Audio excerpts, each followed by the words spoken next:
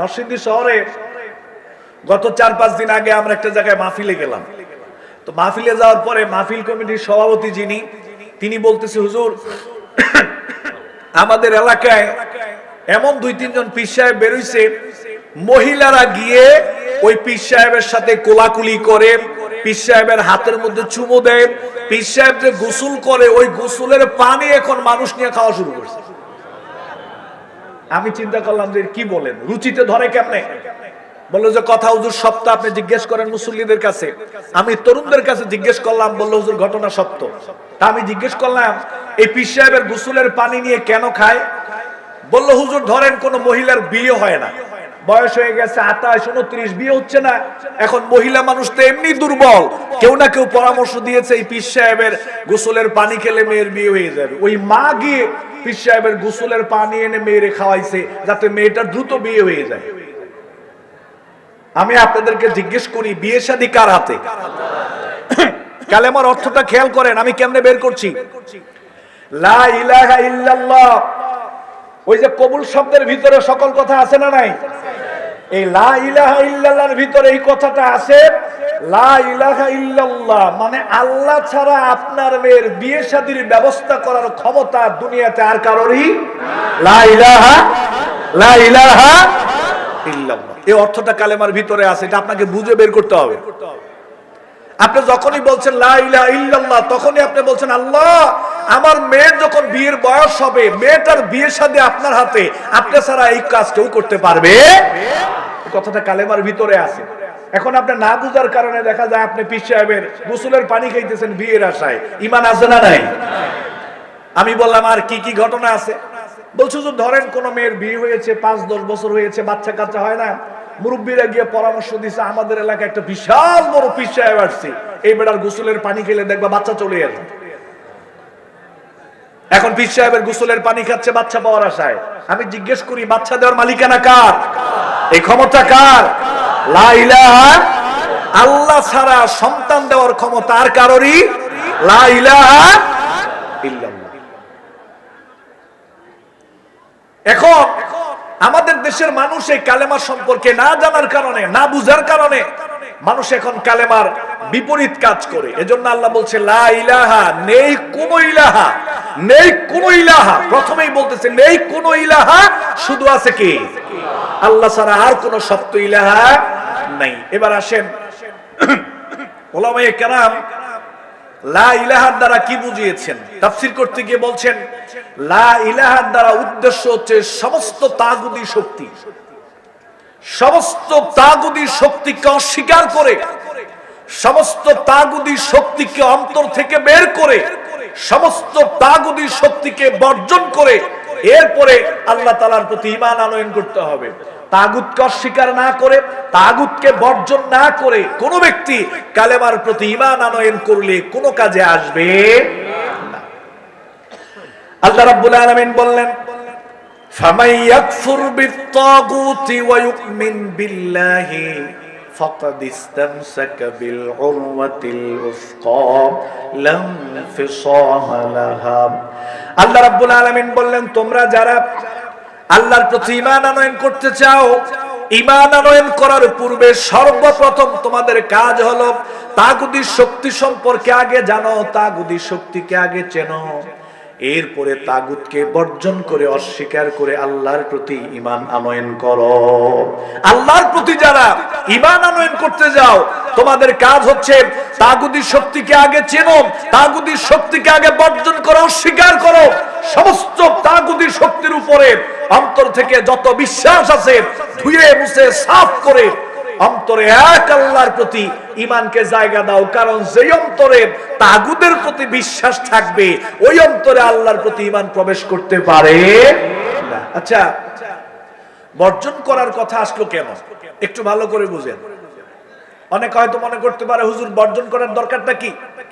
একটা ছেলে বিয়ে করবে, তো বিয়ের জন্য মেয়ে দেখতেছে, মেয়ে দেখতে দেখতে এক পর্যায়ে দুর্গাপুর কোন একটা এলাকায় মেয়ে পছন্দ হয়েছে, বিয়ে শাদীর কথাবার্তা হইল, অভিভাবক সহকারে সবাই মিলে একটা বিয়ের আয়োজন করা হলো। তো বিয়ে শাদী যখন একেবারে কমপ্লিট হয়ে যাবে, কাজী সাহেব আসছে, খাতা নিয়ে আসছে, এখনই লেখালেখি হবে, ঠিক ওই মুহূর্তে ছেলেটার বন্ধু এসে বলতেছে, দোস্ত তুমি যে মেয়েকে বিয়ে করতে যাচ্ছ ওই মেয়ের কিন্তু অবৈধ প্রেম ভালোবাসা আছে, 3-4টা ছেলের সাথে এখনো সে রানিং প্রেম ভালোবাসা করে, এটা কি তুমি জানো নাকি? ছেলে বলতেছে না, বর বলতেছে না আমি তো সেটা জানি না। বলছে তুমি একটু যাচাই বাছাই করো। তো বর বন্ধুকে বলল তোমার কাছে প্রমাণ আছে? বলছে এই যে দেখো, এই যে দেখো, ভিডিও কল, অডিও কল, ছবি সব তোমার কাছে দিলাম। বর দেখলো যে হ্যাঁ ঘটনা তো সত্য। এইবার বর বলছে বিয়ে বন্ধ, এই বিয়ে হবে না। তো মেয়ের বাবা বলল বিয়ে হবে না কেন? বলছে আপনার মেয়ে দেখেন এই যে 3-4টা ছেলের সাথে অবৈধ প্রেম ভালোবাসা রিলেশনে জড়িত, এই অবস্থায় আমি তার সাথে বৈধ সম্পর্ক করতে পারি না। মেয়ের বাবা মেয়ের কাছে গেল, গিয়ে বলল তোমার ব্যাপারে কথাবার্তা আসছে, তুমি নাকি 3-4টা ছেলের সাথে তোমার অবৈধ প্রেম ভালোবাসা আছে। অনেকে হয়তো কইতে পারে হুজুর আপনি 3-4টা বলতেছেন কেন? আমি 3-4টা তো কমই বলছি। ফেসবুকের এই যুগে মিনিমাম কোন মেয়ে আছে 10টার সাথেও প্রেম করে। ফেসবুকের এই যুগ, নানান আইডি, সূর্যমুখী, নীলমাখা, হলুদ আকাশ, কত নামে বেনামে সমানে চ্যাটিং করে প্রেম ভালোবাসা আছে না ভাই? এই ফিতনার এই জামানা এগুলো চলতেছে, নাউজুবিল্লাহি মিন যালিক।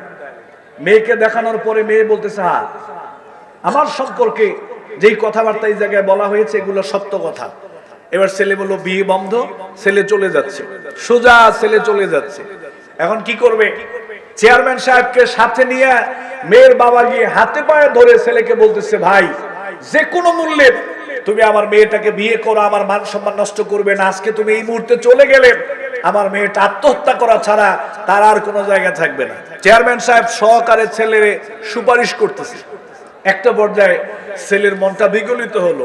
ছেলে বলতেছে আপনার মেয়েকে আমি বিয়ে করতে পারি একটা শর্তে। কয়টা শর্তে? একটা শর্তে আপনার মেয়েকে বিয়ে করতে পারি। মেয়ের বাবা বললো যে আচ্ছা বাবা বলো শর্তটা কি? ছেলে বলতেছে আপনার মেয়েকে এখন বলেন এই মুহূর্তে ও যদি তার সমস্ত অবৈধ সম্পর্ক প্রেম ভালোবাসাকে বর্জন করতে পারে, মন থেকে বের করে দিতে পারে, জীবনের জন্য সমস্ত যোগাযোগ তাদের সাথে বর্জন করতে পারে, তাহলে আমি তার সাথে বৈধ সম্পর্ক করব। তার মানে হচ্ছে অবৈধ সম্পর্কের সাথে অবৈধ সম্পর্ক চলাকালীন কোনো বৈধ সম্পর্ক হতে পারে না। এখন এইখানে এরকম কোন সুপুরুষ, এরকম কোন মানে দয়াশীল কোন ছেলে কি আছে যে কোন মেয়ে রানিং 3-4টা ছেলের সাথে প্রেম ভালোবাসা করে এটা জানার পরেও কেউ বিয়ে করবে? এরকম কেউ আছে নাকি? সবাই বলবে অবৈধ সম্পর্ক আগে ছাড়ো, তাহলে আমি তোমার সাথে বৈধ সম্পর্ক করব। আল্লাহর বক্তব্য হচ্ছে আমি আল্লাহর সাথে যদি বৈধ সম্পর্ক, ঈমানের সম্পর্ক করতে চাও, সর্বপ্রথম তুমি অবৈধ সম্পর্ক আগে বর্জন করো। তাগুদের সাথে তোমার অবৈধ সম্পর্ক, তাগুদের সাথে তোমার অবৈধ বিশ্বাস, অন্তর থেকে আগে তাগুদি শক্তিকে বের করো। যতক্ষণ পর্যন্ত তোমার অন্তরে তাগুদের প্রতি বিশ্বাস থাকবে ততক্ষণ পর্যন্ত ওই অন্তরে আমি আল্লাহর প্রতি ঈমান ঢুকবে না।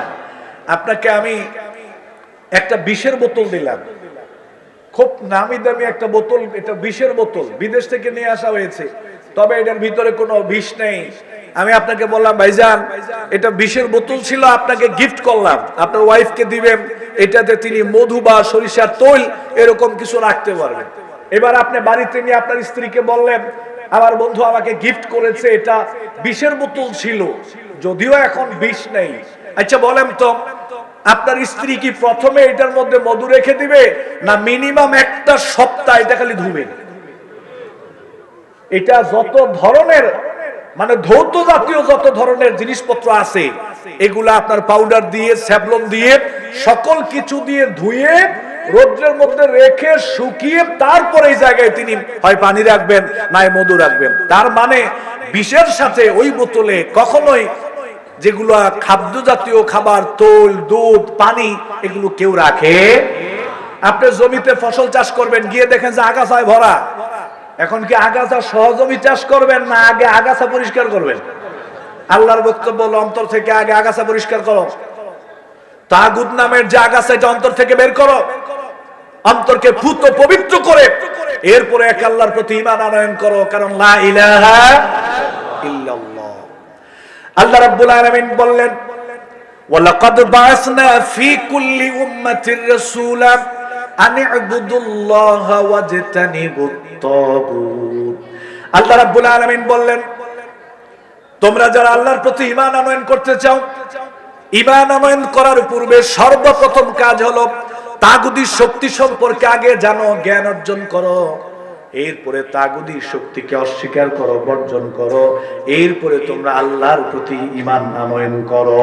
তাগুতকে অস্বীকার করো, তাগুতকে বর্জন করো। ভালো করে বুঝেন, এক আয়াতে আল্লাহ বলছে তাগুতকে অস্বীকার করো। ফামাই ইয়াকফুর বিত-তাগুত, কাফারা ইয়াকফুরু মানে অস্বীকার করা, অস্বীকার করো।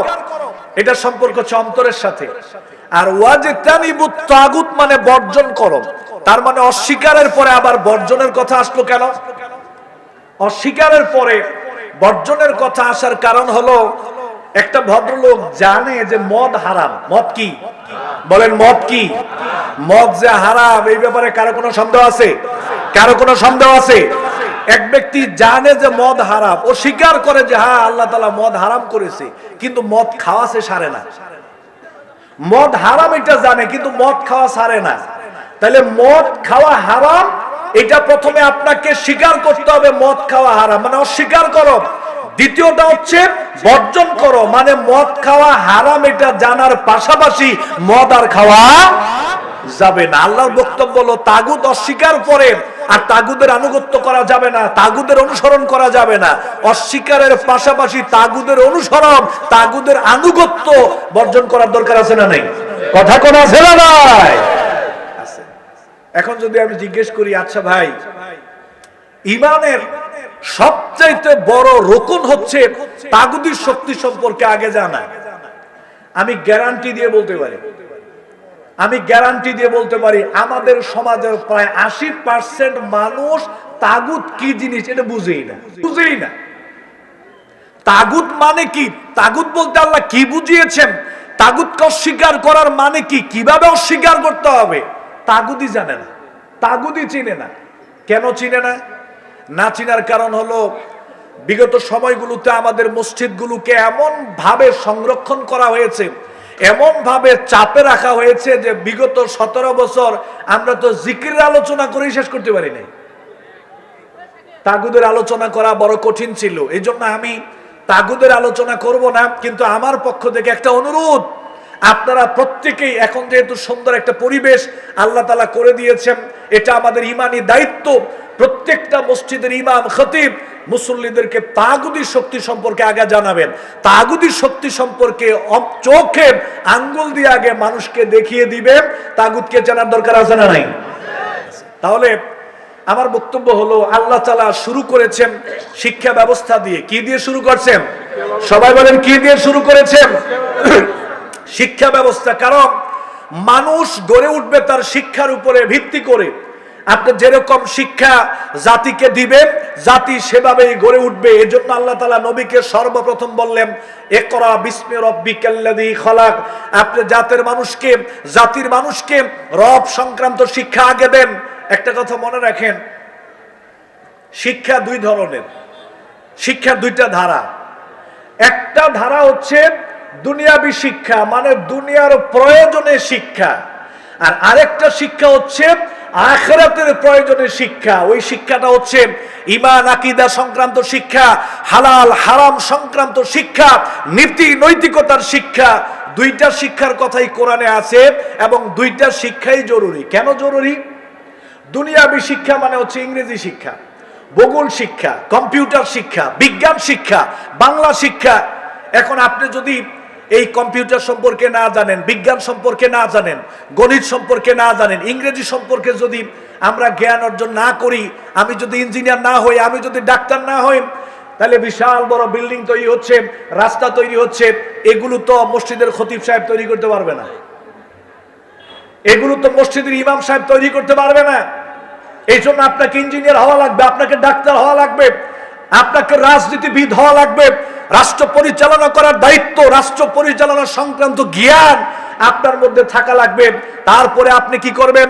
আপনি যদি বিমান আবিষ্কার করতে চান, পুরো পৃথিবীকে যদি আপনি গুছিয়ে উঠে তা পুরো পৃথিবীর সাথে সম্পর্ক রেখে যদি আপনি চলতে চান, দুনিয়াবী জ্ঞান আপনার লাগবে। আল্লাহ দুনিয়া বাদ দেয় নাই, বরং আল্লাহ দুনিয়ার কথা আগে বলছে, রব্বানা আতিনা বলেন রব্বানা আতিনা ফিদ দুনিয়া হাসানাতাও ওয়া ফিল আখিরাতি হাসানা। আয় আল্লাহ, আপনি আগে আমাকে দুনিয়ার সৌন্দর্য দান করেন, দুনিয়ার নিয়ামত দান করেন, দুনিয়ার জ্ঞান দান করেন, দুনিয়ার কল্যাণ আল্লাহ আপনি আগে দান করেন। সুবহানাল্লাহ। এরপরে আল্লাহ বলছে আমাকে আখিরাতের কল্যাণ দেন, আখিরাতের নিয়ামত দান করেন, কিন্তু আগে দুনিয়ার কথা আসছে। আমাদের দেশের অনেক মানুষ মনে করে যে আমরা শুধু মাদ্রাসায় পড়বো, মক্তবে পড়বো, ফতুয়া নিয়ে পড়বো, কোরআন হাদিস পড়বো, বিজ্ঞান শিখার দরকার নাই, কম্পিউটার শিখার দরকার নাই, ভূগোল শিখার দরকার নাই, সমাজ বিজ্ঞান শিখার দরকার নাই, রাষ্ট্রবিজ্ঞান শিখার দরকার নাই। যদি রাষ্ট্রবিজ্ঞান সম্পর্কে জ্ঞান অর্জন না করেন, রাষ্ট্র কেমনে চালাইবেন? আমি সিফাত হাসান, আজকে যদি আপনি আমাকে আপনাদের উপজেলার চেয়ারম্যান বানিয়ে দেন, আমি নিঃসন্দেহে গ্যারান্টি দিয়ে বলতে পারি সর্বোচ্চ আমি 1 সপ্তাহ টিকবো, এরপর উপজেলা থুইয়া আমি ভাগবো। আর আপনি যদি আমারে বলেন মাইক দিলাম 10 ঘন্টা বক্তব্য দেন, আল্লাহর তৌফিকে হয়তো মাঝখানে যদি 2-3 বার খাবারের ব্রেক দেন, আমি 10 ঘন্টাই চালাইতে পারবো ইনশাআল্লাহ। কিন্তু উপজেলা চালানোর জ্ঞান আমার নাই। কিন্তু এখন যদি উপজেলা চালানোর জ্ঞান আপনার না থাকে, তো সমাজ কিভাবে গড়ে উঠবে?